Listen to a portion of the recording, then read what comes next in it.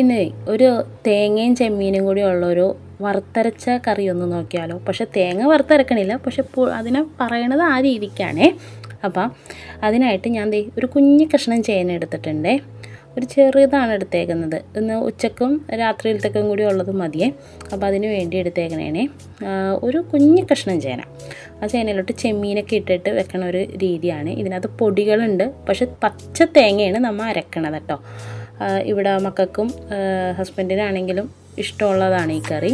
ചെമ്മീനൊക്കെ ഇട്ട് വെക്കണ കറികളോട് ഭയങ്കര ഇഷ്ടമാണ്. അപ്പോൾ ഞാനിത് ചട്ടിയിലാണ് വെക്കണത്. നിങ്ങൾക്ക് വേണമെങ്കിൽ ഇത് കുക്കറിൽ വേണമെങ്കിൽ കുക്കറിലും വെക്കാവേ.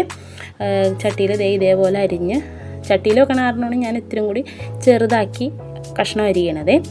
നിങ്ങൾ കുക്കറിൽ വെക്കുമ്പോൾ ഇച്ചിരി കൂടി മുഴുത്ത കഷ്ണം നോക്കിക്കോ. എന്നിട്ട് ഒരു വിസിലടിച്ചാൽ മതി കേട്ടോ. എന്നിട്ട് ഇതേപോലെ തന്നെ ചെറുതാക്കി ഞാൻ അരിഞ്ഞെടുക്കുന്നുണ്ട്. എന്നിട്ട് നല്ലോണം കഴുകിയിട്ട് 3 പച്ചമുളക് ഇതിനകത്തോട്ട് അരിഞ്ഞിടുന്നുണ്ട്. നെടുകെ പൊളിച്ചാണ് ഞാൻ ഇടുന്നത്. ഒരു ചെറിയൊരു സവാളയും കൂടി ഇതിനകത്ത് അരിഞ്ഞിടുന്നുണ്ട്.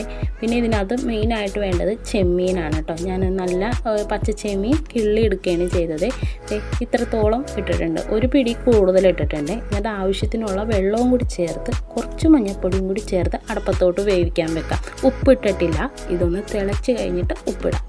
തിളച്ച് കഴിഞ്ഞിട്ട് ഉപ്പിടുന്നതാണ്. ഞാൻ ചേന വേവിക്കുമ്പോൾ എപ്പോഴും കുക്കറിലാണെങ്കിൽ കുഴപ്പമില്ല, ഇങ്ങനെ വെക്കുമ്പോൾ ഞാൻ തിളച്ച് കഴിഞ്ഞിട്ടാണ് ഉപ്പിടുന്നത്. എന്തോ എനിക്ക് അങ്ങനെ വെക്കണതാണ് ഇഷ്ടം. അപ്പോൾ ഒരു 3 പിടിയോളം തേങ്ങ എടുത്തിട്ടുണ്ട്. 3 പിടി അത്രയും മതി, ഒരുപാട് വേണ്ട. ഒരു ചീനച്ചട്ടി അടുപ്പത്ത് വെച്ചിട്ട് അതൊന്ന് ചൂടായിട്ട് ഗ്യാസ് ഓഫ് ചെയ്ത് എന്നിട്ട് 3 സ്പൂൺ മല്ലിപ്പൊടി ഇട്ടിട്ടുണ്ട്. ഒരു 1/2 സ്പൂണോളം ഗരം മസാല, 1 സ്പൂണോളം കുരുമുളക് പൊടി, 1/4 സ്പൂൺ മഞ്ഞൾപ്പൊടി, 1 സ്പൂണോളം മുളക് പൊടിയും ഇട്ടിട്ടുണ്ട്. 4 അല്ലി വെളുത്തുള്ളി ഇട്ടിട്ടുണ്ട്. വെളുത്തുള്ളി വലുതാണെങ്കിൽ 2 ഇട്ടാൽ മതി കേട്ടോ.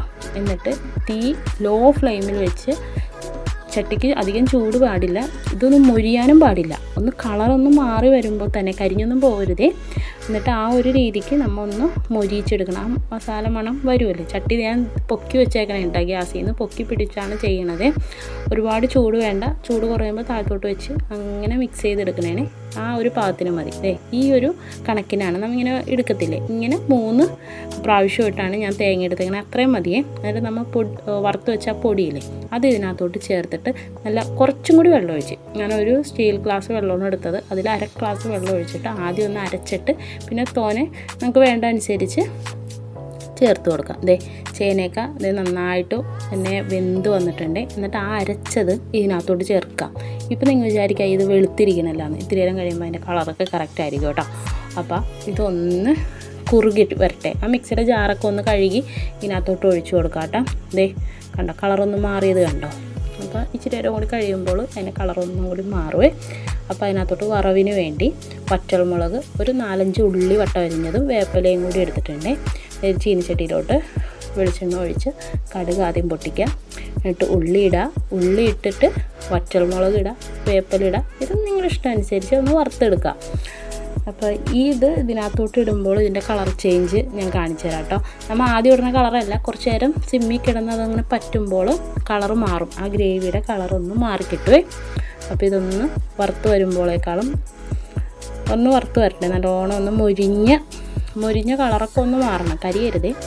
ആ പൊടി മൂപ്പിക്കുമ്പോഴും കരിയരുത് കേട്ടോ. അത് പ്രത്യേകം പറയുന്നുണ്ട്, കരിയരുത്.